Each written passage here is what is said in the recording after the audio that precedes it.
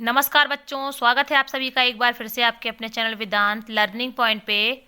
आज का पाठ है पाठ 15 दस्तक। इसको 8 ग्रेड अभ्यास पुस्तिका हिंदी, अंग्रेजी एवं संस्कृत कक्षा 6 से हिंदी से लिया गया है। आइए इसे सॉल्व करते हैं। यदि आप चैनल पे नए हैं तो सब्सक्राइब कर लीजिए, क्योंकि यहाँ पे आपको हर एक प्रश्न का सटीक उत्तर मिलता है। आइए शुरू करते हैं। पाठ 15 दस्तक। अति लघुत्तरीय प्रश्न। प्रश्न 1, लेखक के त्रिवेंद्रम जाते ही उसके घर में कौन सी घटना घटी? लेखक के त्रिवेंद्रम जाते ही सोनू छत से गिर पड़ा। ये लेखक का बेटा था।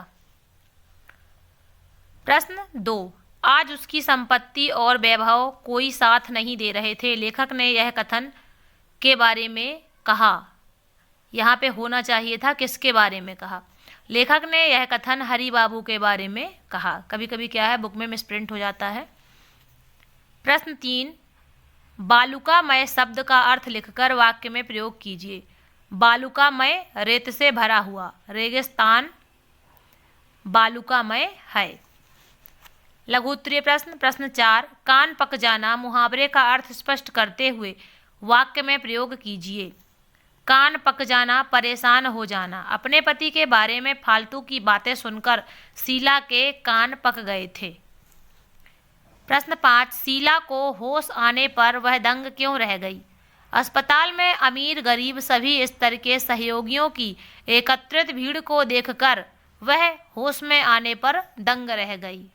प्रश्न 6, कोवलम बीच पर गणेशन की मां क्यों परेशान थी?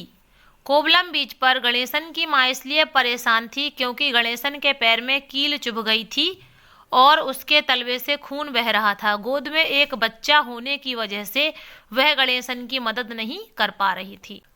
दीर्घोत्तरीय प्रश्न। प्रश्न 7, शीला ने समाज के लिए कौन कौन से कार्य किए तथा समाज की उपेक्षा करने वालों के लिए क्या कहा? शीला मोहल्ले मोहल्ले जाकर समाज की सेवा करने लगी थी तथा उसने कहा कि जो समाज की उपेक्षा कर मात्र अपनी ही उन्नति में संतुष्ट रहता है, प्रकृति उसका नियंत्रण स्वयं भी करती है, समय आने पर उन्हें दंड भी देती है।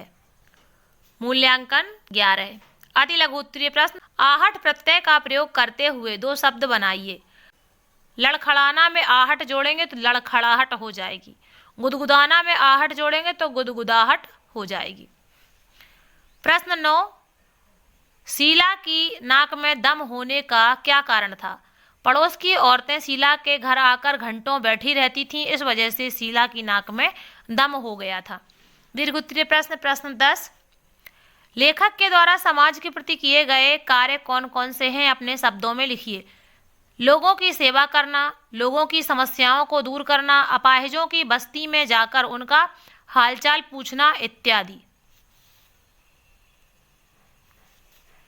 कोवलम बीच पर भी लेखक ने गणेशन के पैर में चुभी कील को निकाला और अपना रुमाल उसके पैर में बांधकर उसे ऑटो स्टैंड तक पहुंचाया था। इस तरह से आपका ये पूरा पाठ कंप्लीट हो गया है।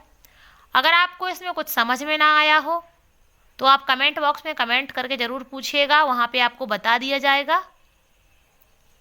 मिलते हैं अगले पाठ में, जिसका नाम है परमानंद माधवम। तब तक के लिए आप सभी का धन्यवाद। आप सभी का दिन शुभ हो।